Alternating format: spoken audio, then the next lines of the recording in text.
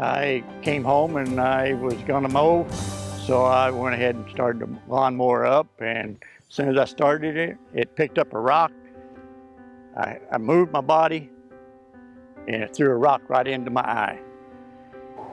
You know, the worst things that really we see and they don't have really good outcome are traumas and globe ruptures. It knocked me about 8 foot backwards.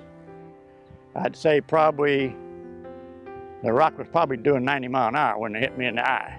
The eye is a very resilient structure, but it's also very delicate. The retina has the thickness of cellophane. Of course, it knocked me back a little ways and I couldn't see. And I knew something was serious, so I called somebody to take me to the emergency room. And they couldn't do nothing for me at the emergency room, so they sent me to SLU Hospital.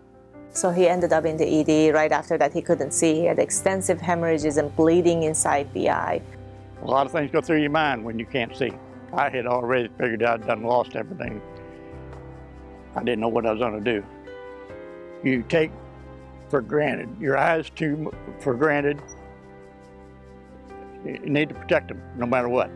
So we saw at clinic later after his emergency visit, because the hemorrhage is extensive inside the eye, you don't have a view to see the retina. In those cases, we have to check the retina status with ultrasound, a special ultrasound of the eye that we have. They gave me medicine, sent me home, and waited for all the blood to get back out of it.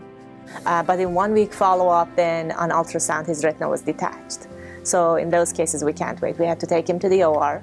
So we did surgery and everything went fine. We cleaned the blood, put the retina back in place, did all the measures that we needed to. During the surgery, I started seeing it before she's even done. My eyesight started coming back, and that was a great feeling.